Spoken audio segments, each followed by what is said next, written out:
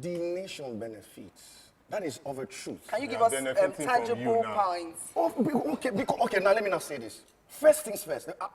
I don't just rush and be saying things. Let's go statistically. In everything, first and foremost, education is the leading of an inborn potential of a man that makes him or her relevant to society. Okay. The back end of everything is society. So we are sent. Okay, now you're sending these people NYSC, you send them to different communities. It is quite sad, somehow, on the point of the government, that there is no proper structure that is done to really find out, okay, this is what you should do. But find out, there are people that have gone to different societies and started off something, started their own personal projects. Because looking at the problem of the ground and saying, how can I contribute in my 1 year? I had a friend that was sent to Agatu local government in Benue State. And when he got there, fundamentally, these people... Okay, hold that thought. We have a call. Hello, good evening. We have a call. Hello, caller. Please tell us your name and where you're calling from. All right, my name is Eve. I'm calling from Lagos. Hello, Eve. Okay, please, I just want Akin to ask that question he was going to ask, and the other guy should answer the question, because I really want to know the answer. I have served, and I really don't know what the gain was or is. So please, Akin, ask your question. Thank you. Okay, please, can you leave us for 2 minutes? Okay, please ask. Fine. Please ask. What did you gain?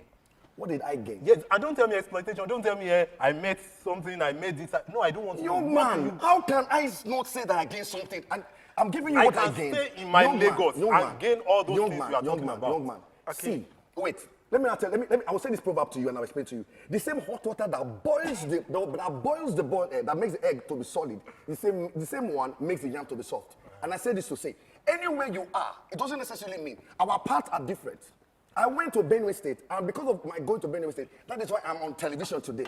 Because I started my broadcasting thing when I was in Benue State. That is you out of listen. You were asking something, and I directly answered you. And this is me. Have another call. I just answered you directly. Hold that thought, Paul. We have another call. Hello, caller. Good evening. Tell us your name and where you're calling from.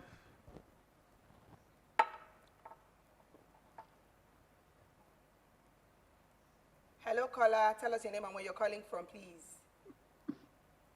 My name is Dr. Siri. I'm calling from Warri. Okay, ma'am. Okay, I'd like to say that, yes, NYSC may not really have a good role to play, but at the end of the day, it has 1 or 2 positive influence. For example, there are rural schools that do not have any teacher at all, or even rural hospitals that don't have doctors, unless NYSC deploys copper doctors or copper teachers. That's one. Secondly, there are some projects I carried out in NYSC that I don't think I could have carried it out as a working class person.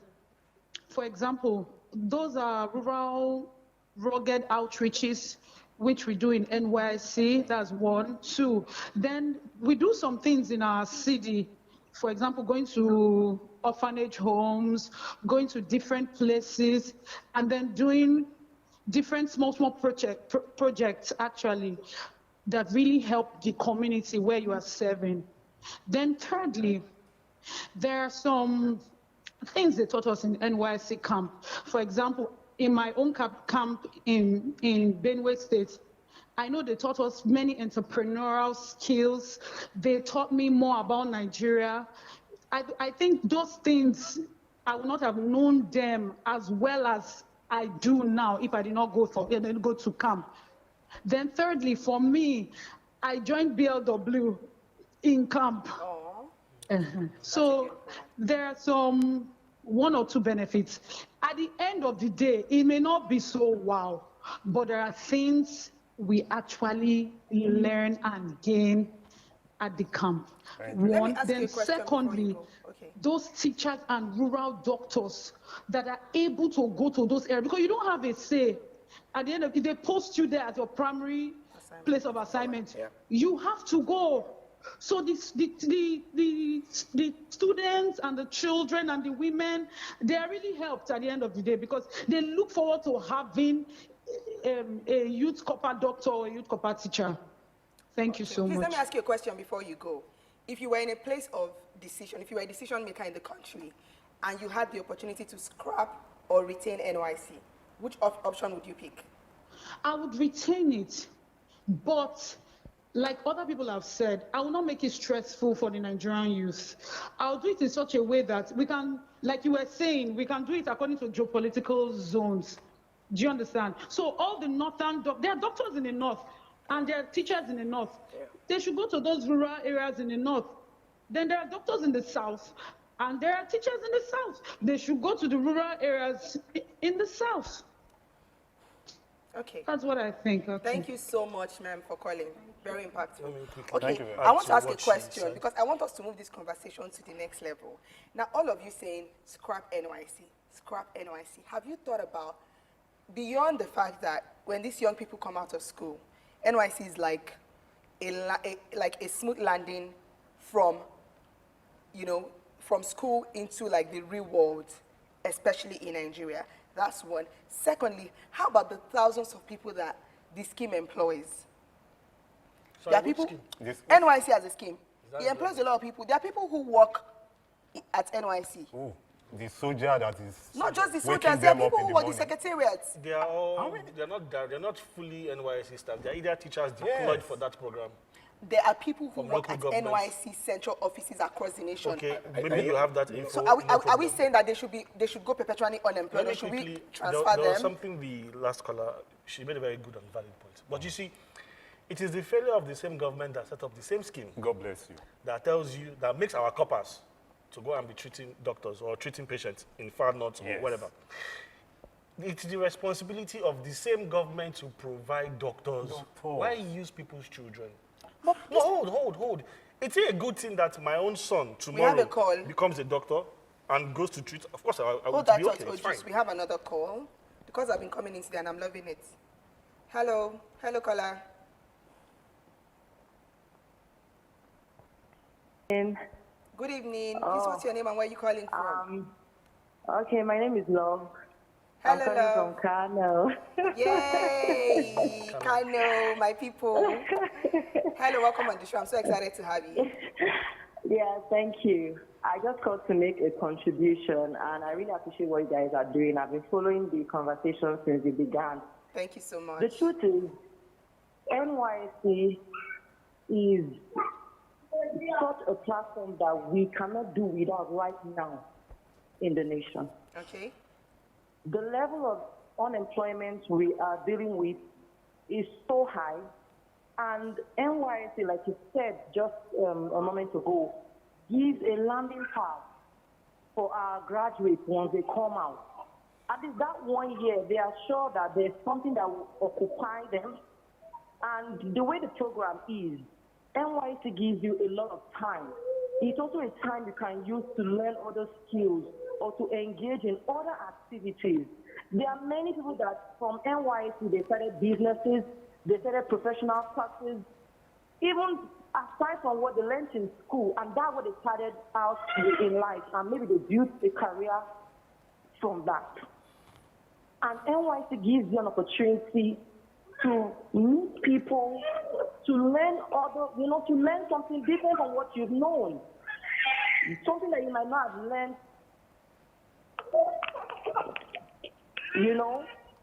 Sorry about that.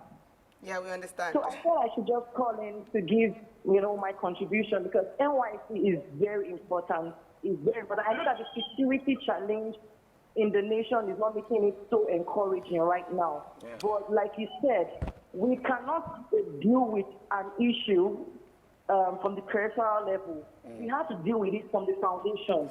If the issue is security, deal with the security issue, not scrapping another platform that has its own importance. The last caller spoke about how that there are a lot of rural areas that depend on copper doctors and teachers, and that's the reality. Yes. If we're thinking about scrapping it, what's going to be the option for such communities? And then lastly, there's something I want to say. The Nigerian youth, I think we really need to have a value reorientation. We have to have an understanding of our place in making this nation great. Sometimes when you engage with coppers, many of them are just, oh, let me just finish my NYC and do another thing and all. But you see, that 1 year is an opportunity to serve. And the program is so detailed that they have so many areas that they can learn or they can be built. But if your mind is not value orientated, you know, you don't understand what it is, or you're only about what is for me, how am I going to do? You're not thinking about how to give back, how to build. And that's one of the things NYC gives opportunities for. You can carry out projects to impact societies, you know, so many things. And for NYC, that's the truth. Like you said earlier, we can make it less stressful, it can be geopolitical, as the case may be, but I don't think as a nation we are ready to scrap that yet. Thank you so much. Thank you. That was such a beautiful Can I quickly contribution. say something? Please, before you go on, I want to say something. Nobody is touching on the impact of NYC on the average Nigerian youth. Because can I be honest? NYC instills a level of discipline on the average Nigerian youth, right? Beyond what you already went through in school. As a core member, I'm going to confess on TV, I didn't used to go for my CDS. I used to always say I was busy, I had a lot of work I was doing, so I used to miss it a lot. I didn't go like, for the first maybe 5 months of my of my service year, I didn't go for CDS. So one day I got a call from the secretariat and they said that if I don't come, if I don't have like a certain, there's like a scorebook or something. If I don't have more times that I attended than not, I'm going to repeat 3 months without pay. And I kid you not, my ZI was the one who called me and he was so firm.